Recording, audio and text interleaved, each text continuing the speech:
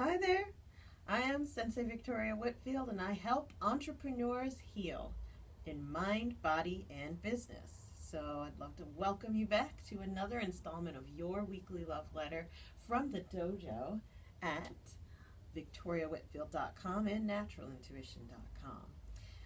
This is your source for channeled holistic stress management techniques and guidance for developing your natural intuition. Whether you are looking to improve your life, personally or professionally, let this love letter be your reminder that you are not alone and that together we can make that happen.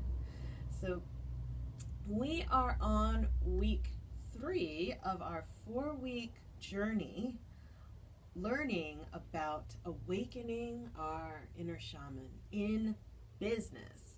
And if you have not seen the past few videos, go ahead and hit pause and go back on YouTube or back on my blog at victoriawhitfield.com to go and see the previous 2 installments that you can be all caught up. But this week, week 3 in particular, the guides want you to know and begin embracing and practicing this concept of wisdom in everything. There is wisdom in everything.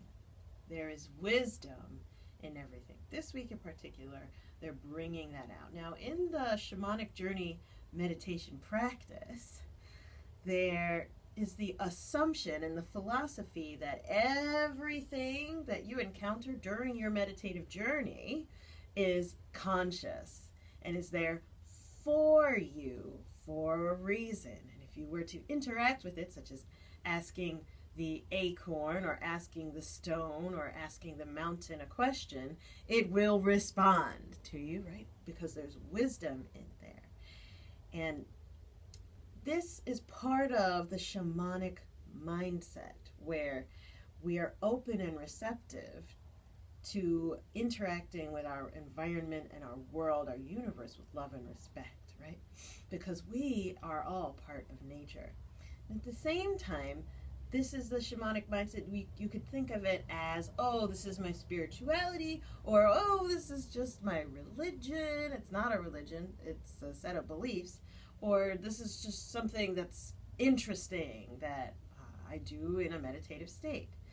However, this week in particular, we're going to take that shamanic philosophy, that visionary assumption of there's wisdom in everything, and apply it to your professional life. So what the guides are telling me to relay to you this week in particular is be on the lookout for a bird or a deer that you may see driving to and from work, right? What animals do you encounter?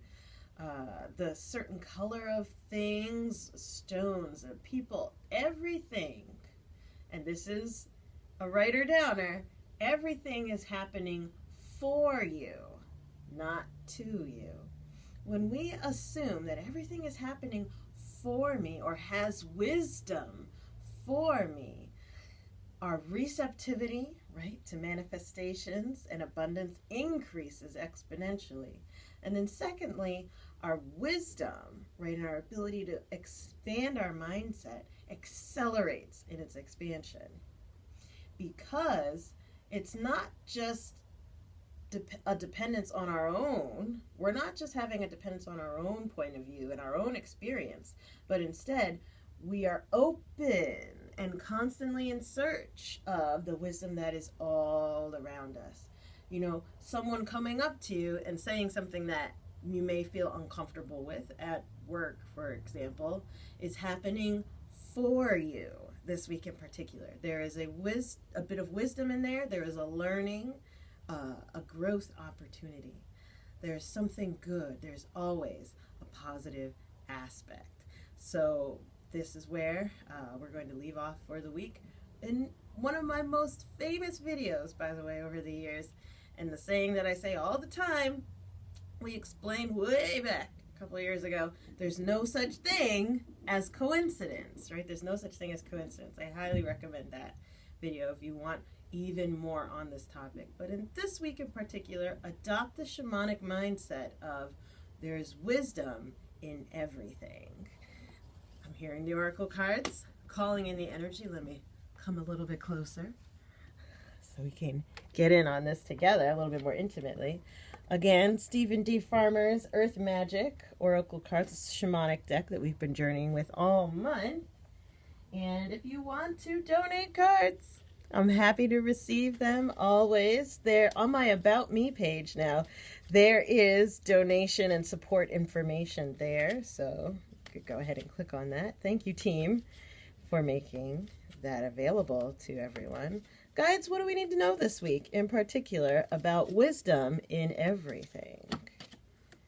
All right. Full moon completion. Full moon completion.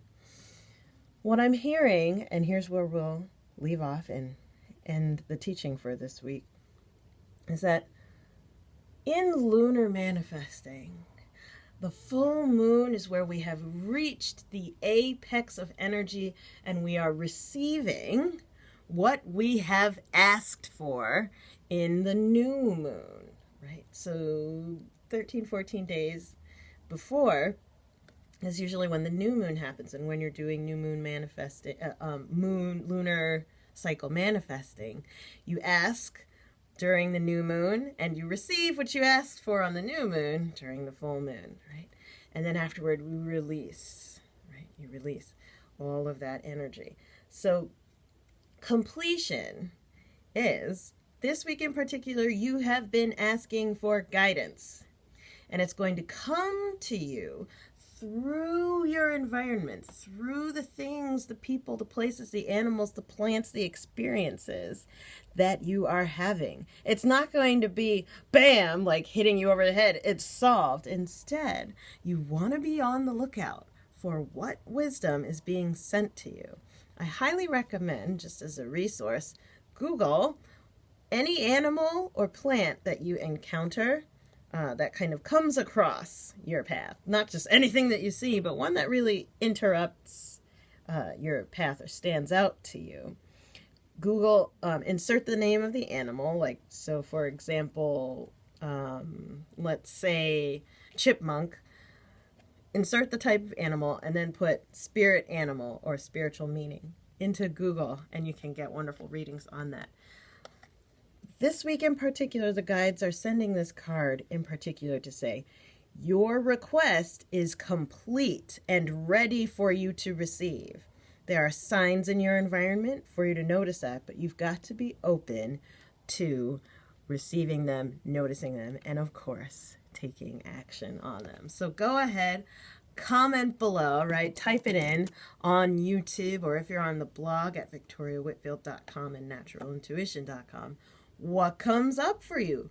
What's been crossing your path? What wisdom have you received from your experiences, right, and from nature around you? Lastly, make sure that you subscribe on YouTube so that you get these love letters first every week. And we will see you next week for the fourth and final installment of Awakening Your Shaman Within. So are you ready for it? Mwah! I'll see you then. Bye-bye.